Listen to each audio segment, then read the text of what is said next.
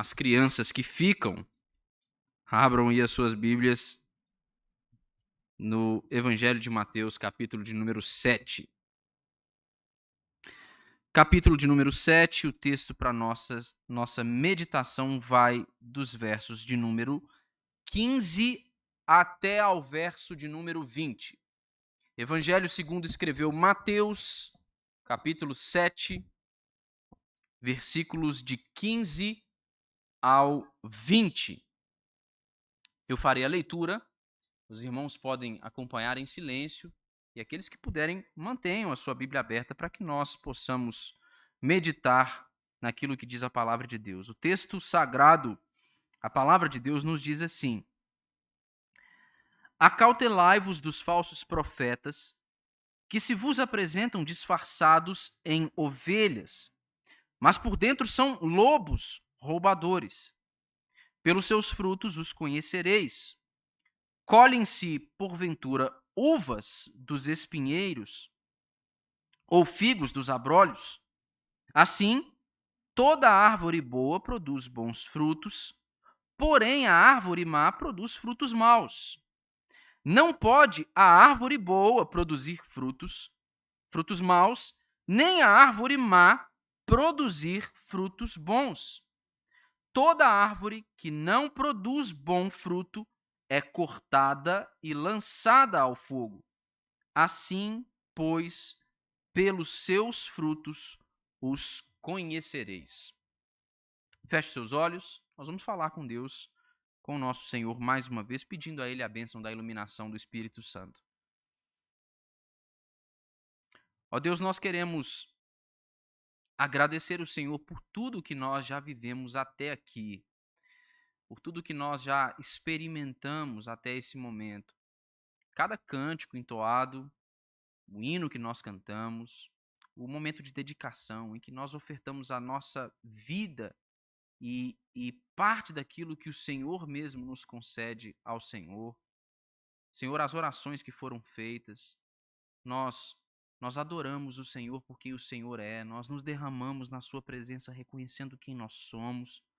Senhor, nós celebramos o perdão e a graça em Cristo Jesus. E agora nós estamos diante da tua palavra, passaremos a considerar aquilo que o Senhor tem para nos dizer por meio da Sagrada Escritura. E, Senhor, nós queremos pedir ao Senhor, encarecidamente e humildemente, que o Senhor, ó Deus, nos conceda a bênção da iluminação do Espírito Santo. Nós não conseguiremos extrair deste texto as verdades do Senhor para nós, nós não conseguiremos compreender aquilo que a tua palavra tem para nos dizer, se não for o Senhor mesmo, por meio do Espírito Santo, a nos confirmar estas coisas e a nos conformar à imagem de nosso Salvador Jesus Cristo. Senhor, nós te oramos, nós suplicamos, faça isso conosco. Em nome de Jesus é que nós pedimos. Amém. Irmãos, no período do Antigo Testamento, a maior ameaça para a sobrevivência do povo de Deus, a nação de Israel, não era tanto a força das nações vizinhas. Não eram os impérios vizinhos com seus exércitos. Não eram os filisteus ou os assírios. À medida que a gente olha para o Antigo Testamento, à medida que nós consideramos a história do povo de Israel, nós vamos ver que a maior ameaça ao bem-estar do povo de Deus sempre foi a presença de falsos profetas no meio do povo de Deus. Esta sempre foi a maior ameaça ao bem-estar da nação de Israel. E nós temos um exemplo muito claro disso no Antigo Testamento, que é o exemplo do profeta Jeremias. Jeremias, ele como um profeta da parte de Deus, ou seja, como um porta-voz de Deus, alguém encarregado de comunicar ao povo as palavras de Deus, de aplicar aquela palavra ao povo de Deus e à realidade daquele povo naquela época, ele havia sido orientado, ele havia recebido da parte do Senhor uma palavra que dizia ao povo de Israel que eles deveriam se arrepender dos seus pecados, eles deveriam mudar o estilo de vida que eles viviam, a sua atitude, eles deveriam fazer isso, ou do contrário, o Senhor haveria de vir com juízo sobre eles. Só que quando nós lemos o texto do profeta Jeremias, a gente vê que toda vez que Jeremias abria a boca em nome de Deus para trazer uma palavra conclamando o povo ao arrependimento e para trazer uma palavra mostrando que o juízo de Deus para o povo era um juízo iminente, apareciam outros 100 profetas que vinham e diziam assim, não tem nada disso não. Para de dar ouvido para Jeremias. Isso que ele está falando é bobagem. Jeremias ele só abre a boca para poder falar atrocidades. Não é isso. Nós estamos em paz. Está tudo bem. Deus está conosco. Ele nos ama. Jeremias, ele está errado. A gente vai ler no texto do profeta Jeremias que ele disse claramente, em nome do Senhor, que Deus ele iria destruir o templo. E Deus, ele não somente iria destruir o templo, mas Deus havia dito, ordenado a Jeremias para dizer ao povo que ele haveria também de exilar o povo de Israel na Babilônia durante um período de 70 anos. Só que os falsos profetas sempre replicavam. Deus não é assim. Ele jamais vai fazer uma coisa desse tipo conosco. Parem de ouvir o que esse Jeremias tem para falar. Esse homem está louco. Jeremias, em 2 textos de seu livro, ele diz que estes falsos profetas, ele falando em nome de Deus, ele diz que estes falsos profetas, Deus falando por meio de Jeremias, eles curavam superficialmente a ferida do povo, dizendo paz, paz, quando na verdade não havia paz. Esta era a maior ameaça para o povo de Deus. E Jesus aqui agora, depois de tudo que ele já nos disse no Sermão do Monte, ele está a nos alertar acerca destes falsos profetas, destes falsos mestres que continuam em meio ao povo de Deus. Eles continuam a atuar. Eles ainda existem. Eles não saíram de moda. Ainda hoje, a cada pessoa que se levanta em nome de Deus para proclamar as suas palavras, pelo menos 100 outras estão prontas a dizer o contrário, a tentar contradizer aquilo que alguém em posse da palavra de Deus está a ensinar. E é curioso, porque Jesus nos dá algumas instruções muito claras, pouco tempo depois de ter alertado os seus ouvintes, os cidadãos do reino de Deus, os seus discípulos, a terem cuidado com o modo como eles exerciam o juízo em relação a outras pessoas. Mas se vocês se lembrarem, lá naquela ocasião, quando nós pensamos a respeito daquele texto, eu deixei claro para os irmãos que o que Jesus estava fazendo ali não era proibir qualquer tipo de senso crítico que nós possamos ter em relação a ações erradas, contrárias à vontade de Deus, que uma pessoa possa vir a praticar. Não era este o ponto. Jesus ele estava condenando o juízo temerário, um juízo dos fariseus, o juízo condenatório. Se vocês se lembrarem bem, a figura que eu utilizei, que é uma figura que o termo utilizado por Jesus, ela referia-se a ela, era a figura de um juiz a levantar a sua mão com um martelo, prestes a dar o veredito a um réu. Jesus estava dizendo assim, vocês não devem exercer qualquer tipo de juízo condenatório contra os seus irmãos. Só que agora Jesus está dizendo que os cidadãos do reino de Deus, eles devem estar alertas à ameaça dos falsos profetas. E como é que nós conseguimos identificar esses falsos profetas? Jesus ele vai nos ensinar aqui. Não só que quanto ao fato de que nós devemos estar alertas com a presença desses falsos profetas e o perigo da presença deles, mas ele vai nos ensinar como nós vamos identificar ele. E por meio de julgamento, de discernimento. É isso que o Senhor requer do seu povo. Cuidado com os falsos profetas e discernimento que os torne capazes de identificar estes falsos profetas. Então, olhem para o texto, mais uma vez. Em primeiro lugar, nós vamos perceber aqui que existe uma premissa básica de Jesus. Veja o que ele diz na primeira parte aí do verso 15, na parte A, até a primeira vírgula. Ele diz: acautelai-vos dos falsos profetas. O que isso significa? Qual é a premissa de Jesus aqui quando ele tem uma palavra de ordem para o seu povo para que eles tomem cuidado com os falsos profetas? Quando Jesus ele diz aqui para as pessoas que eles devem tomar cuidado com os falsos profetas, ele está assumindo como premissa, ele está presumindo que os falsos profetas estavam lá. Eles estavam presentes. Eles estavam presentes e eles estavam atuantes. Eles não estavam parados. Eles não estavam calados.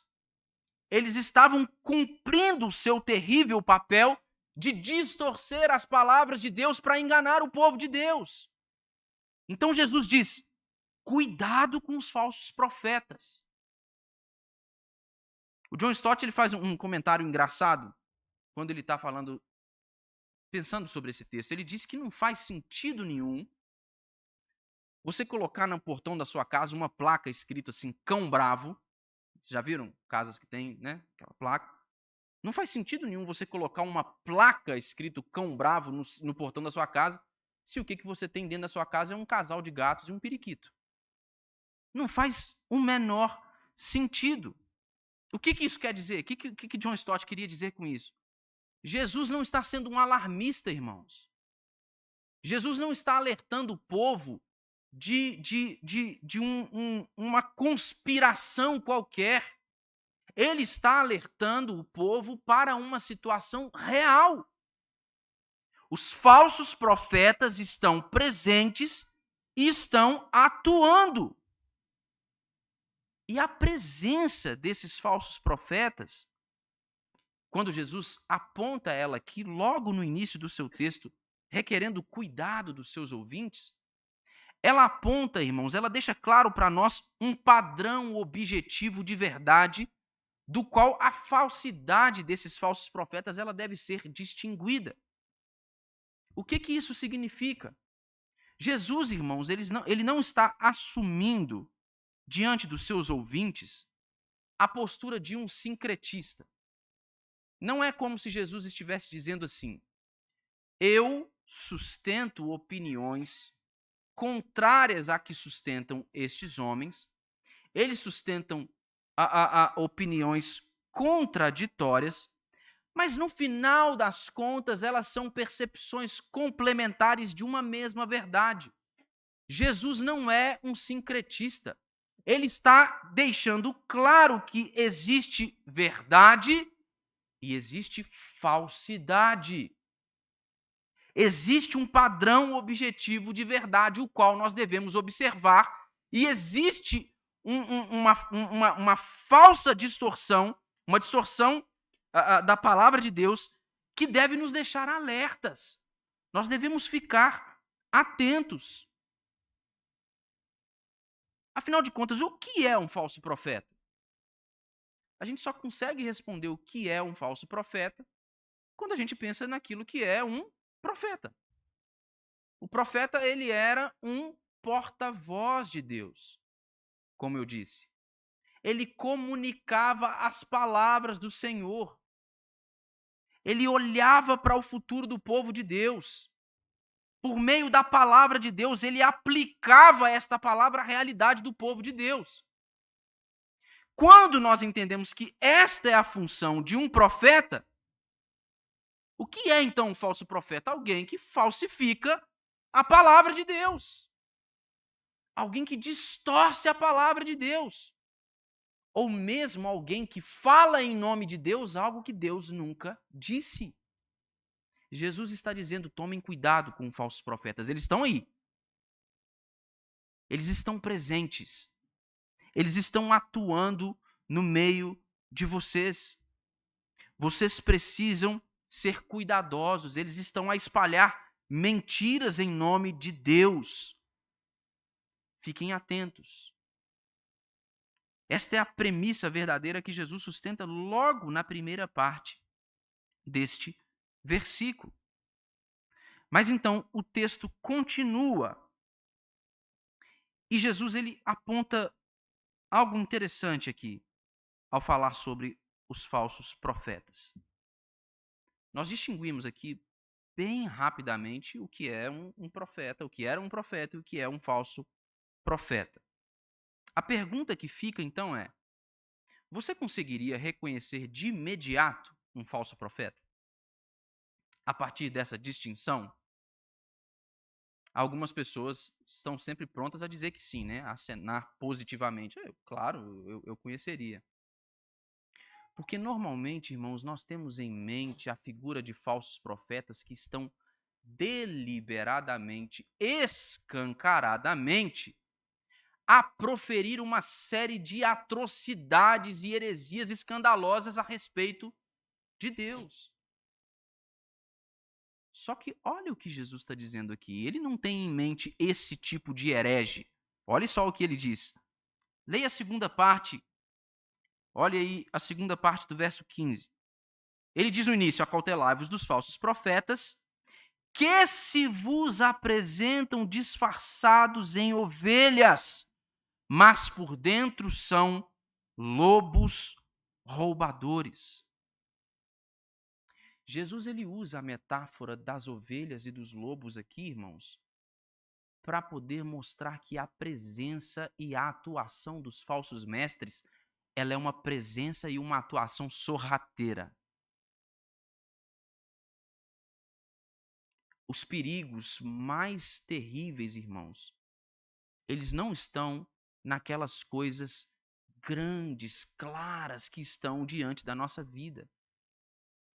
Os perigos mais graves, eles sempre se escondem nas sutilezas. Jesus usa essa metáfora aqui para poder nos mostrar que a atuação, a presença dos falsos mestres no povo de Deus, ela é sorrateira. Além disso, Jesus ele está indicando aqui o perigo dessa presença sorrateira dos falsos mestres no meio do povo de Deus. Jesus diz que eles são lobos, mas eles estão disfarçados. Eles estão disfarçados de ovelhas. Mas eles são lobos, lobos ferozes, lobos roubadores. Um verdadeiro pastor de ovelhas naquele tempo, ele costumava a fazer rondas no pasto em que estava o rebanho das ovelhas, para que ele pudesse dar-se conta dos perigos, dos possíveis perigos que poderiam se apresentar para aquele rebanho. Então, pastores de ovelha normalmente estavam sempre rondando, eles estavam nos arredores vendo se não havia a presença de alguma fera ali no meio. Por quê? Porque ele precisava estar pronto a proteger o rebanho. Mas isso é o que um verdadeiro pastor faz. Estes falsos profetas não são pastores e nem são ovelhas, mas eles estão à procura de destruir as ovelhas, de guiar as ovelhas pelo caminho da perdição. Mas diferente do que nós podemos pensar, como eu já disse, eles nem sempre se apresentam de forma clara e escancarada, são sorrateiros. Abra sua Bíblia aí na segunda carta de Pedro, no capítulo de número 2.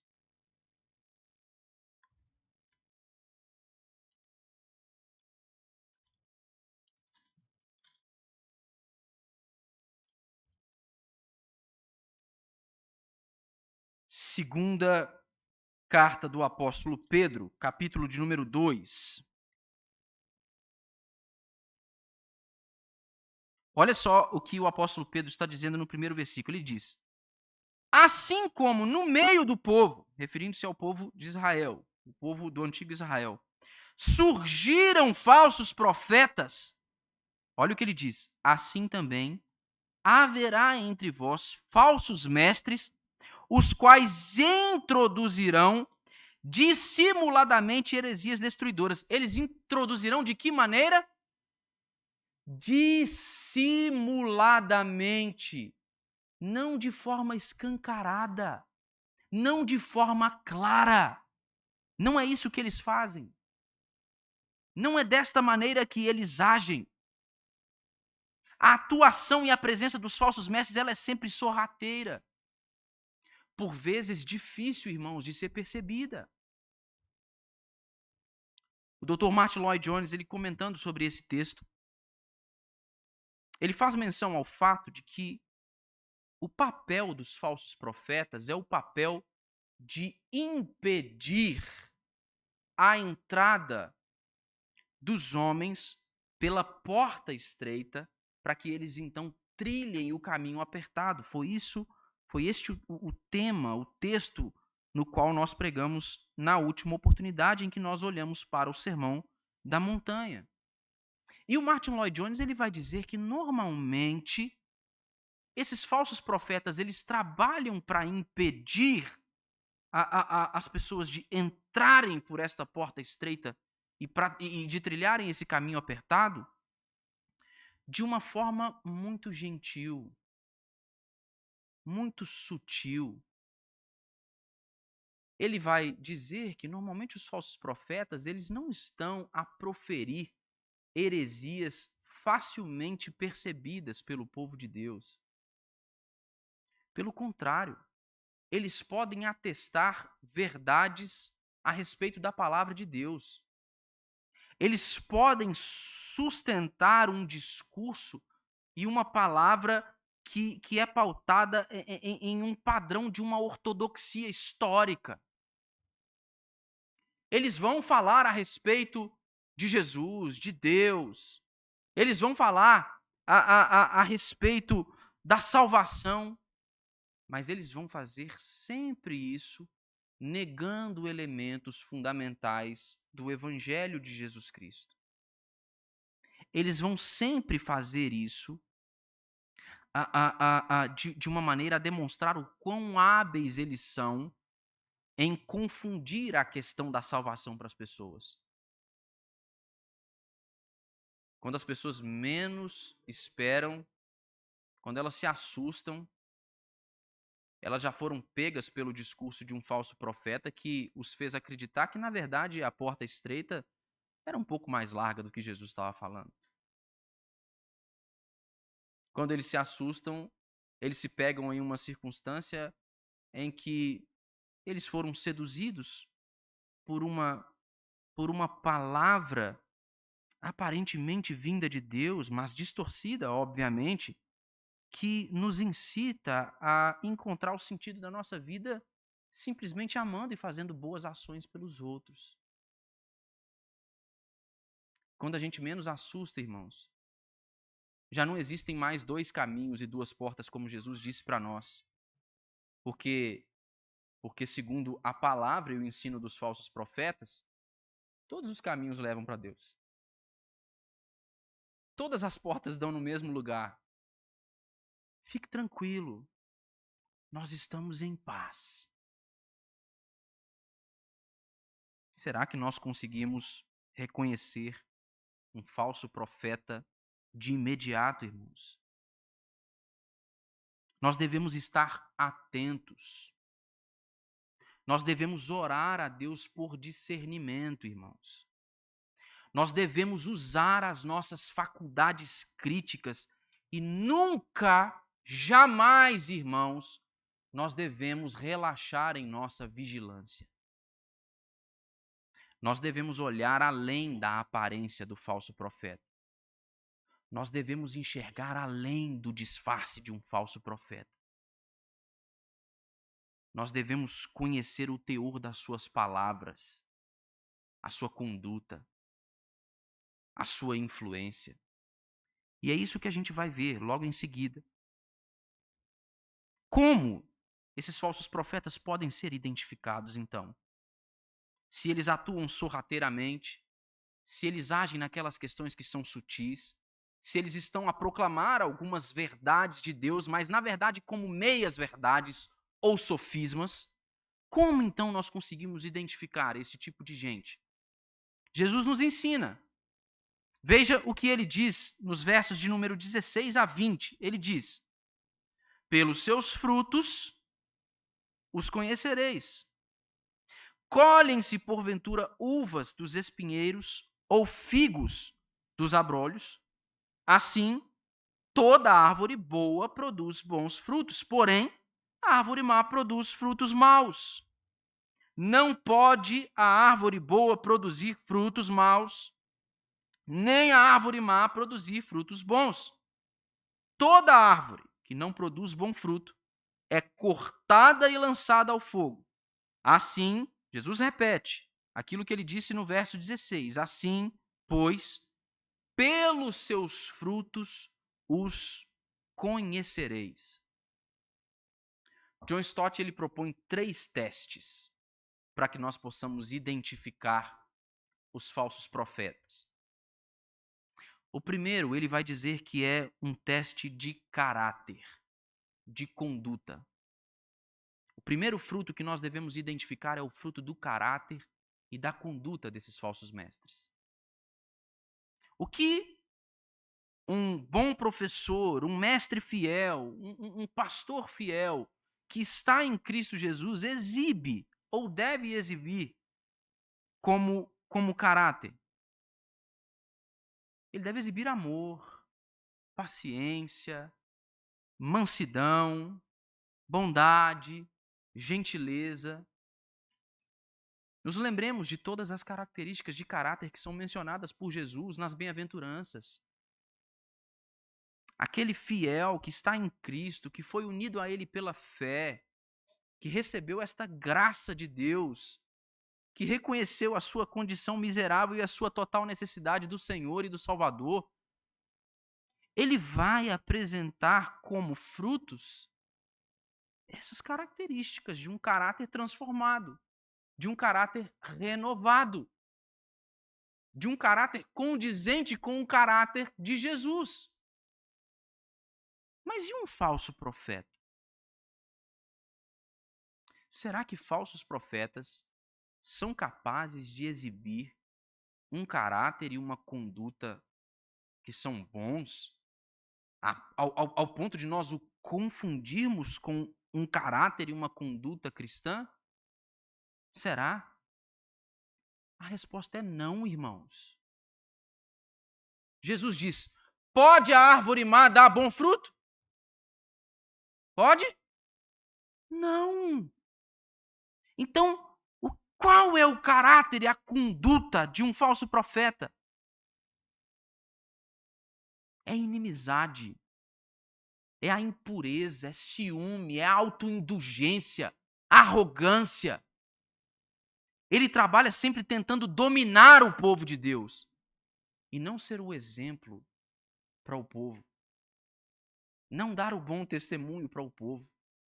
Não ser o servo mais humilde. Não ser o que está disposto a amar mais. Não, ele está preocupado somente consigo mesmo. Uma árvore má não pode dar bons frutos. Jesus está dizendo que um espinheiro não pode dar uvas. Você não vai plantar uma árvore de manga e vai colher laranja. Isso não pode acontecer. Do mesmo modo, os falsos profetas não podem exibir um caráter e uma conduta que seja condizente com o caráter e com a conduta de Jesus. O segundo teste que o John Stott ele sugere que deve ser feito diz respeito ao ensino dos falsos profetas. Se você for à primeira epístola do apóstolo João, Você vai ver como João ele nos dá um exemplo disso. Ele estava escrevendo para uma igreja que foi invadida por falsos mestres. Não para uma igreja, na verdade. Várias igrejas da Ásia Menor, várias igrejas asiáticas que haviam sido invadidas por falsos mestres.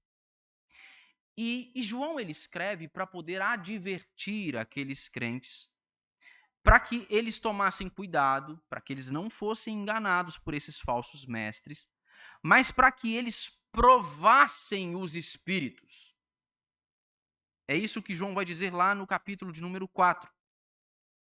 Eles devem provar os espíritos para ver se aquilo que aqueles falsos mestres estavam a dizer era de fato algo da parte de Deus.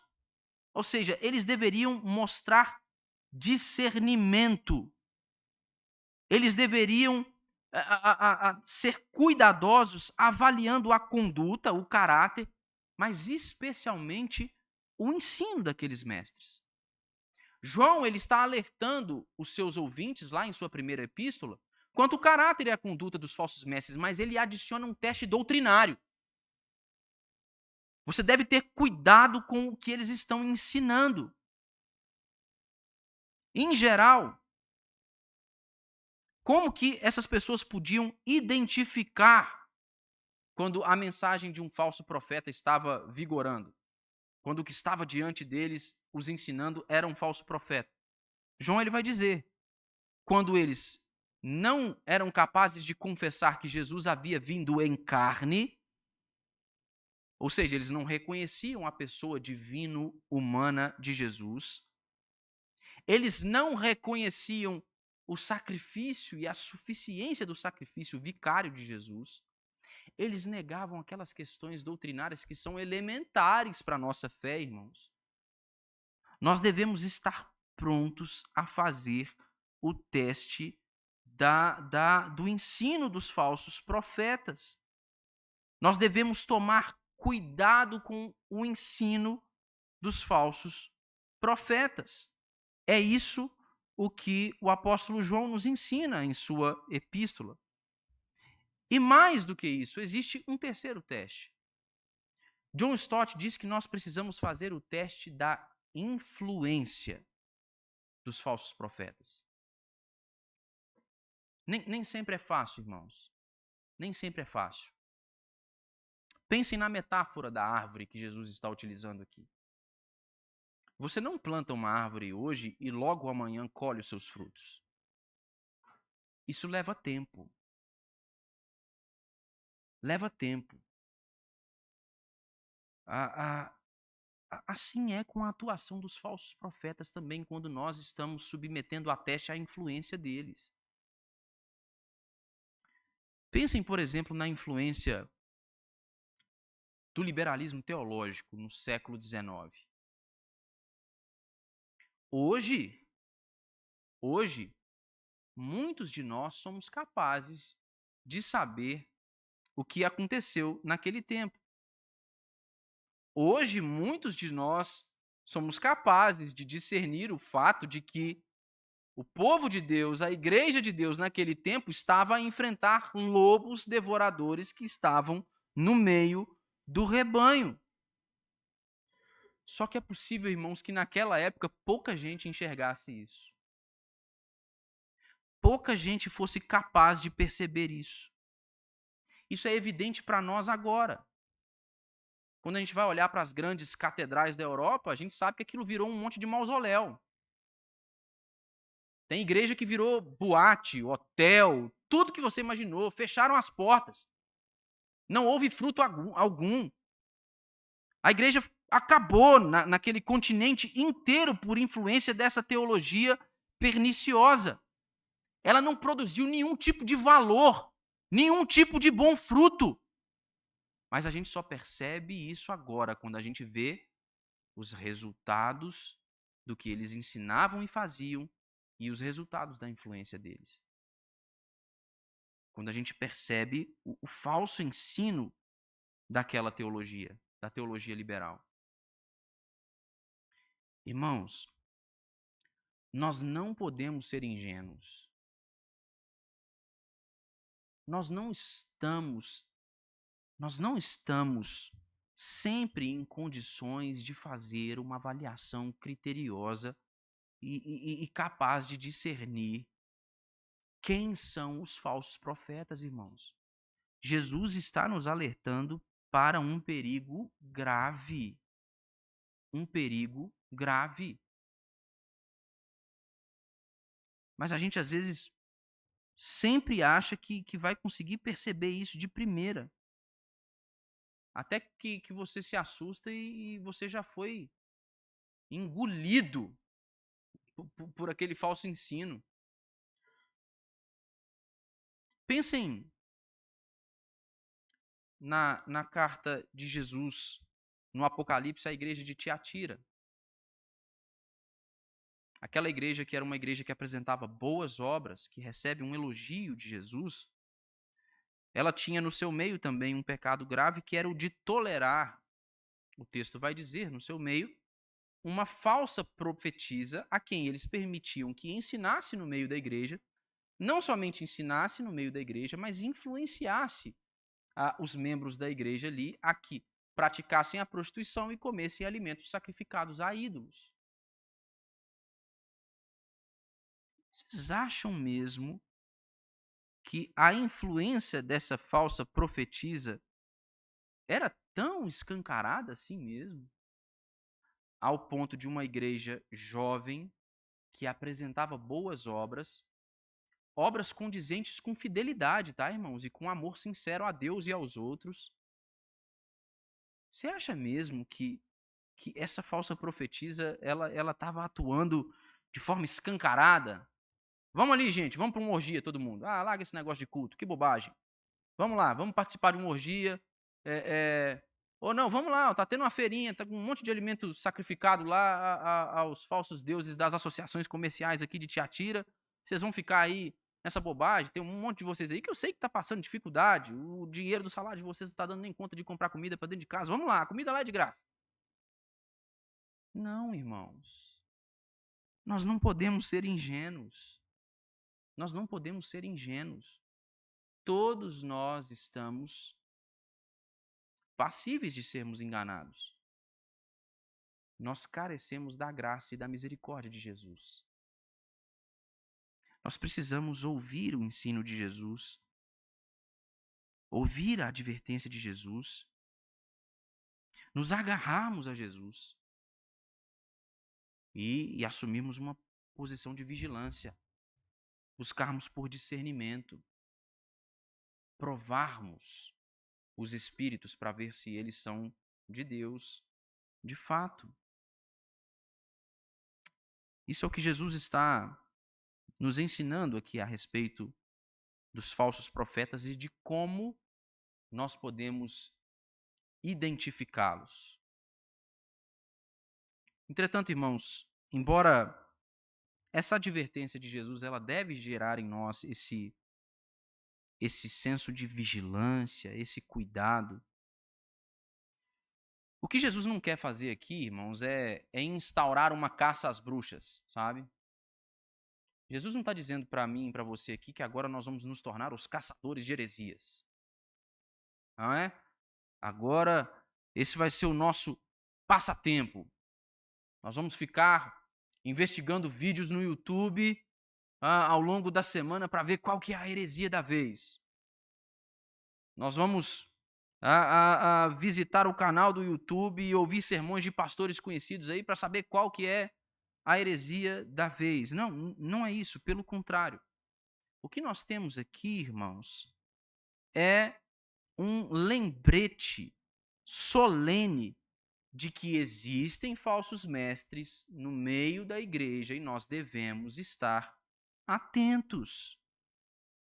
Porque a verdade é importante, irmãos. Porque a verdade de Deus é o que edifica a igreja de Deus. Nós precisamos estar atentos. Do mesmo jeito que a verdade de Deus ela é aquilo que nos alimenta, é o nosso alimento espiritual, o ensino diabólico dos falsos profetas, ele destrói a gente, corrói a nossa alma. nos leva para longe do Senhor. Mas se a gente se importa com a verdade de Deus e com a igreja de Deus, então a gente vai levar a sério essa advertência de Jesus. Normalmente, irmãos, esta é uma advertência na Escritura, especialmente no Novo Testamento, que é sempre direcionada de um modo especial à liderança das igrejas. Pastores, aos mestres, eles devem cuidar de modo especial do rebanho de Jesus, ao ponto de serem capazes de, à semelhança do bom pastor, que é Jesus, que dá a vida pelas suas ovelhas, eles sejam capazes de se colocar à frente dos lobos vorazes para proteger o rebanho de Jesus. Só que veja, irmãos, isso não quer dizer, embora essa advertência esteja presente no Novo Testamento, tantas vezes sendo direcionada à liderança da igreja, isso não quer dizer que são somente os presbíteros da nossa igreja, o conselho da nossa igreja, o pastor da nossa igreja que tem o dever de se ocupar com esta busca por discernimento e de estar atento, alerta, vigilante. Essa é a tarefa da igreja. Essa tarefa é nossa. Se cada igreja local conhecesse e exercesse o poder que ela tem de decidir que tipo de mestre ela vai ouvir, se um bom mestre, um mestre fiel, ou se um falso mestre, é possível, irmãos, que talvez a gente não visse um estado tão incerto, uma confusão teológica enorme, como a gente encontra hoje em boas igrejas. Em boas igrejas. Eu mencionei o liberalismo teológico. O liberalismo teológico, irmãos, ele não cresceu e não floresceu em igrejas neopentecostais. Naquele tempo elas nem existiam, irmãos. O liberalismo teológico não floresceu em igrejas inclusivas. Floresceu no seio da igreja reformada. No seio da igreja reformada. Nós não podemos ser ingênuos. Nós devemos estar alertas. E como eu disse, os falsos profetas são hábeis em confundir a questão da salvação. É como o Martin Lloyd Jones olha para os falsos profetas. Eles não são capazes de sustentar as verdades elementares do Evangelho. É o que João estava ensinando para as igrejas da Ásia. Irmão, qualquer homem que seja incapaz de atestar o fato de que Cristo Jesus é o Verbo encarnado, o Deus que se fez homem, sem pecado, o único justo, que deu a sua vida pelos pecadores, em lugar dos pecadores, como sacrifício, propiciação para salvar pecadores, para remi-los, para perdoá-los, para lavá-los com seu sangue. E que este mesmo Cristo ressuscitou dentre os mortos ao terceiro dia, subiu aos céus e está à destra de Deus. Se você ouvir qualquer pessoa a negar uma destas verdades, fuja imediatamente.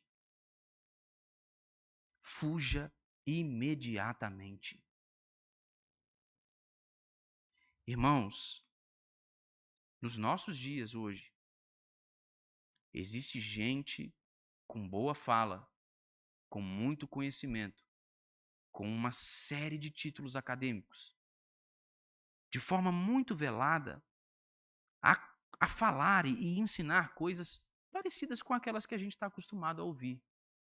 Mas no nosso tempo, existe uma corrente muito grande teológica de pessoas que têm negado a morte vicária de Cristo Jesus.